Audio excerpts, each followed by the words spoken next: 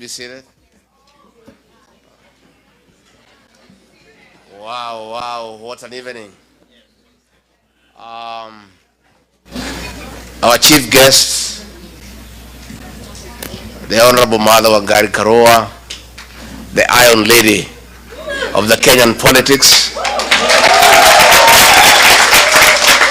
the organizers of this great occasion, and our brothers and sisters from Kenya, good evening. My bros, hi. My sis, hi. Hi, cousins. Hi, Makuza. Mashemeji, hi. Thank you very much.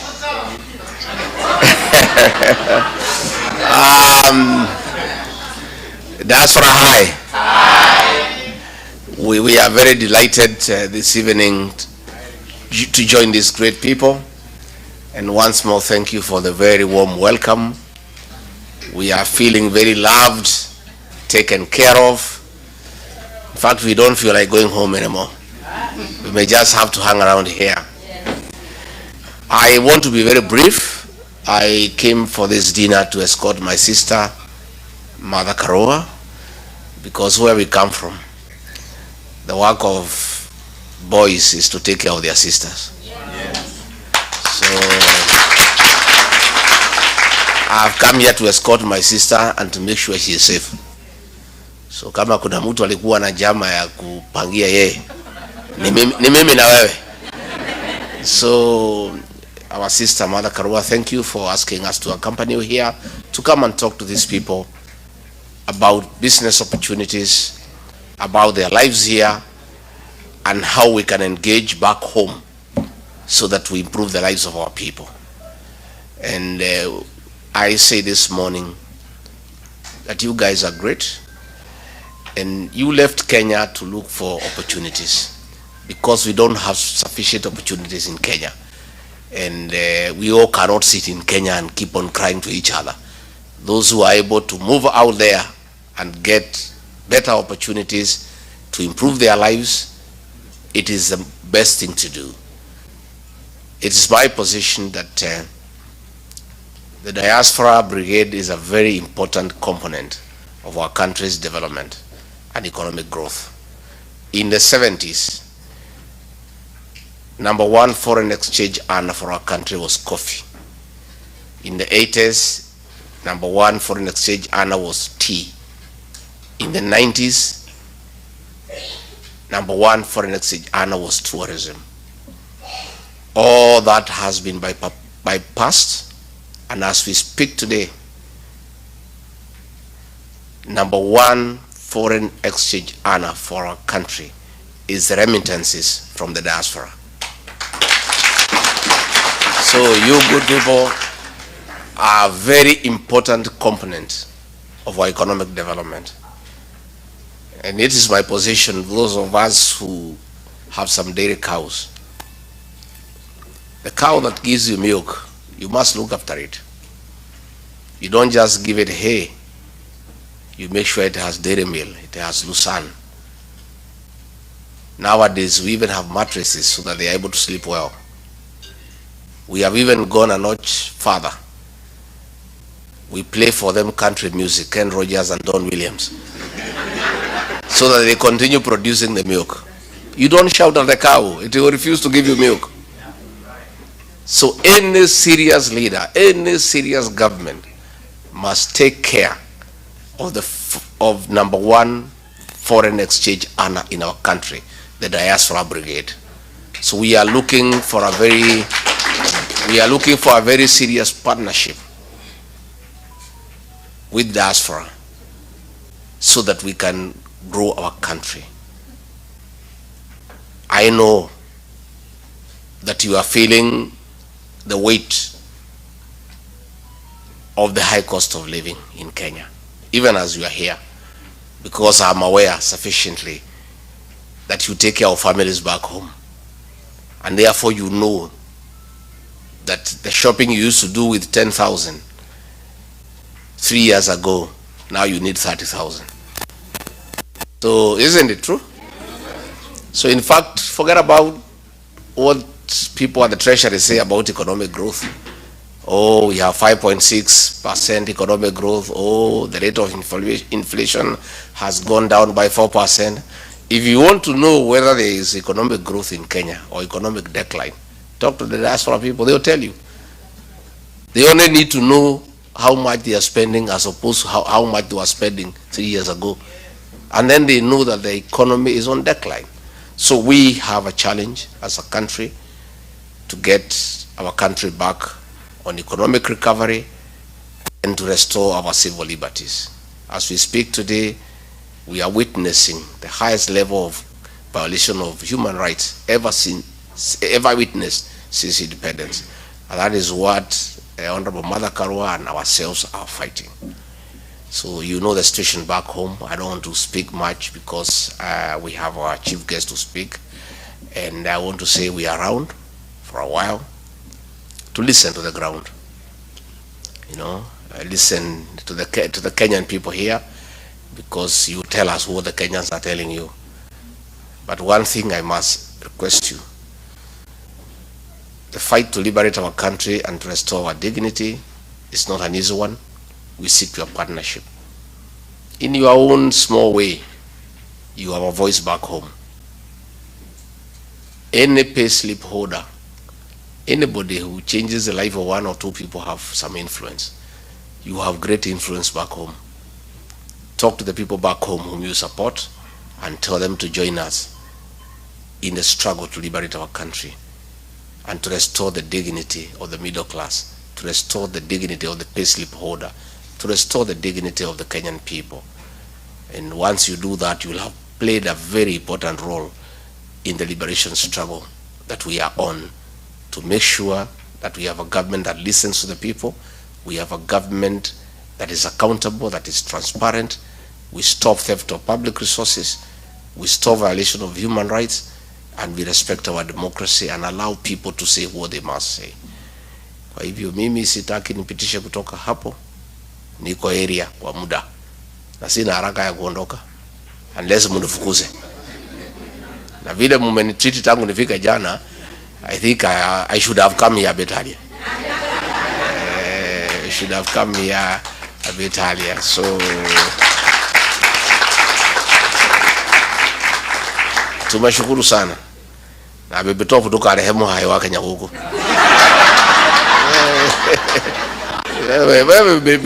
These are very serious people. These are very serious business people. Kati huo. Eh?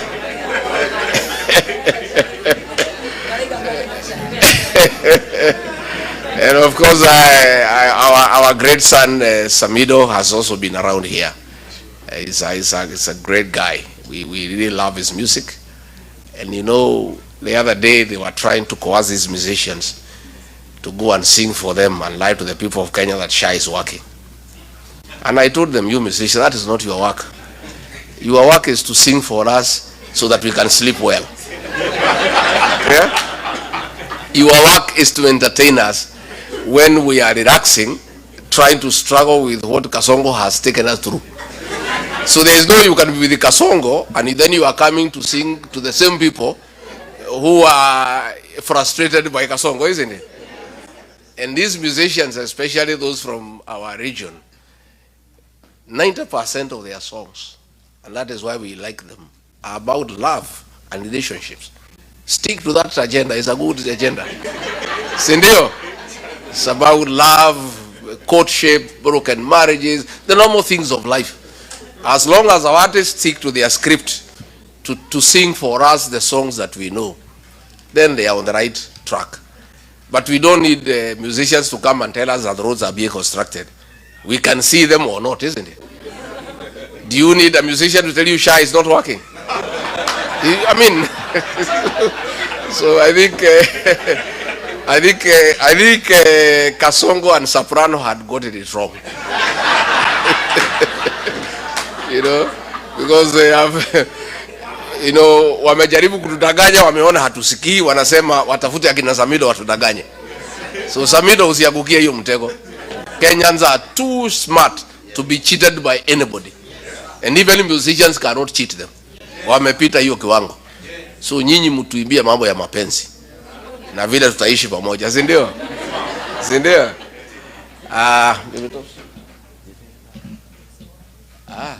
Sasa muko tayari tumkaribishe kiongozi wetu? Yeah? You know, when I looked at the way things are going in Kenya and the struggle that we are having with Kasongo, I thought that I needed to go and look for my sister, because she has been at it for a longer time than all of us. You know, she has really fought for the liberation of our country for many years. And I went looking for her. I went to her house in Kirinyaga and said, my sister, I've come. This battle is not easy. We need all of us to be together. And she was very, very, very receptive. She was very loving. She listened to me and said, my brother, let's walk this journey together. So when I was told she's coming here in Seattle for this dinner, I said, I cannot allow her to be alone. I said, I cannot let her to be alone. Yeah. So before I call the Honorable Mother Karowa, do you want to hear from Mama Boys? Yes. Yeah? So I know she has been here several times. She's actually the one who has dragged me here. Say they are great people in Seattle, please come and talk to them. Mungetaka aseme jambo? Yes. Pastor Doka.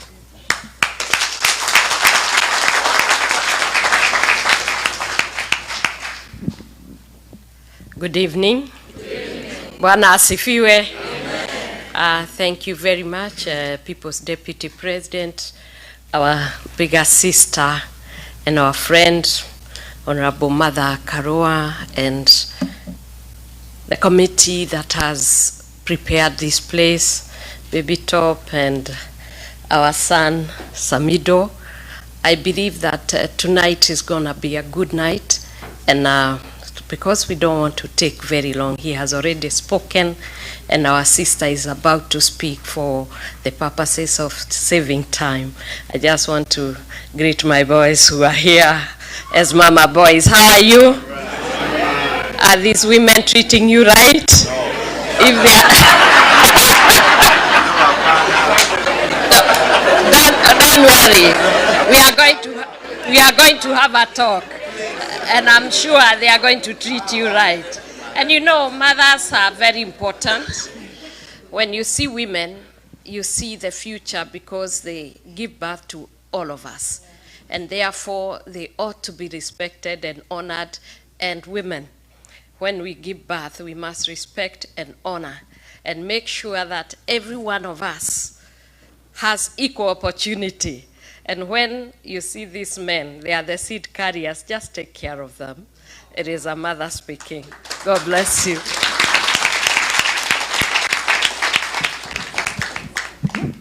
Muko tayari tumkaribishe kiongozi wetu?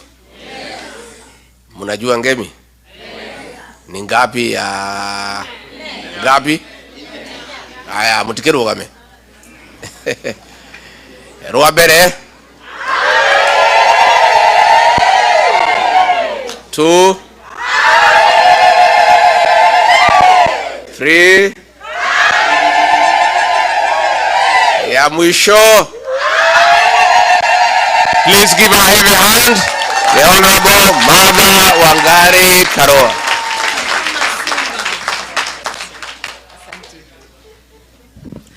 Hamjambo nyote. Tuketi tafadhali. Ndugu yangu, the second Deputy President of the Republic of Kenya, His Excellency Rigathi Gachagua, Pastor Dorcas, and all protocols that have been established before I came to the podium. Na wananchi watukufu, hamjambo tena. Ni furaha yangu kuwa nanyi siku ya leo,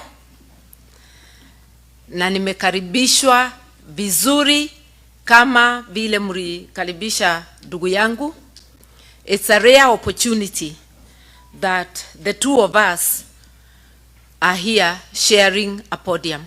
We want to thank you very much, the organizers, for inviting us to this occasion and for enabling us to engage with you.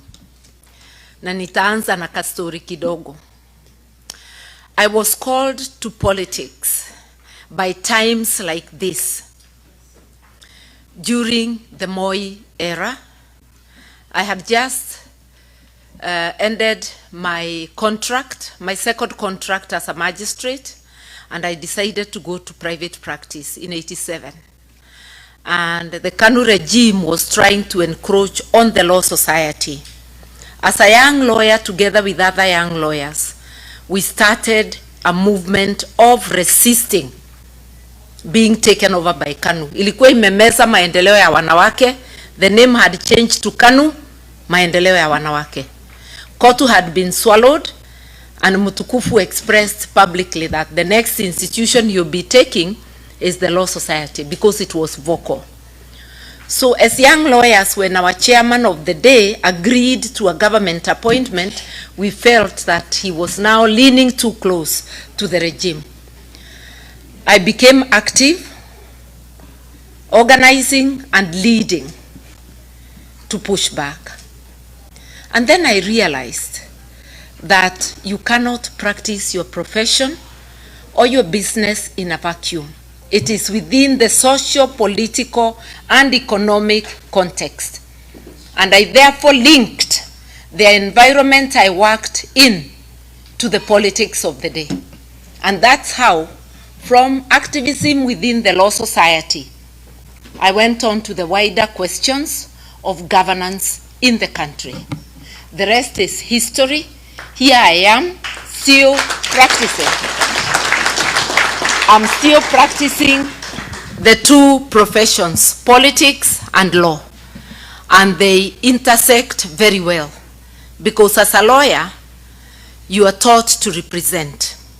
As a litigation lawyer, which I was largely, you articulate the issues of your people. In politics, it's the same thing. So, I don't know, it's not 30 years, it's almost 40 years. Here I am, still at it. And instead of the Moi dark days, we've now gone 360 degrees back to where we came from. And this is not dark days. This is total eclipse. Yes. Total eclipse. I don't remember anywhere during the Moi era other than the Wagala massacre, which was over a period of time, not a single day, where 60 or more people are killed in a single day, and it goes on and it's countrywide. I've said other than the Wagala massacre, even when there was Sabasaba and such things, we never had large mass deaths that are repeated, a system that is unrepentant, almost rejoicing, and adding insult to injury. Shoot to kill. And the Mtukufu of the day echoes the words. Then when he finds the UN is complaining, is asking for accountability, he says shoot in the leg, as though you don't die when you're shot in the leg. Rex Masai was shot in the leg and he died. So many have died. A gunshot on any part of the body can actually finish you, depending on where. So asking that people be shot, unarmed people, it's a criminal offense. And this is a guy whose case at The Hague never finished because the witnesses walimalizwa. Moja kwa moja, compromised, finished, all disappeared. And some were compromised and went away. So we are saying we are living in very bad times. Moi era, we didn't have the 2010 constitution. Now we have a constitution which is so explicit and which has all but been suspended. I am happy to be talking to you because in diaspora, you actually think about Kenya. Sometimes I think that you worry more than some of the people living in the country. The questions you ask, the support you send, and like my brother has said, you are the ones subsidizing the effects of bad governance. When there was NHIF, you sent less money for treatment. With the Shah Chief mischief, you are now the ones shouldering the burden of health. With the defunding of education, you are the ones shouldering the burden. With the irregular remittances of support money for the aged over 70, and with those who have not yet to be registered and are not being registered, you're the ones supporting your families. So you're doing a lot, and you still worry about governance. All those telephone calls, what's going on, what's happening in this and that place. So I'm talking to people who worry about Kenya, and we are asking you, word of mouth. You have more votes than in your pocket. A few of you are registered to vote. Others have not been registered because those who register are not bringing it to where you are. Sometimes you have to travel long distances. We have not, as a country, fulfilled our promise to the diaspora, a promise that is in the Constitution of Kenya, because we ought by now to have progressively made it possible for everybody in diaspora to register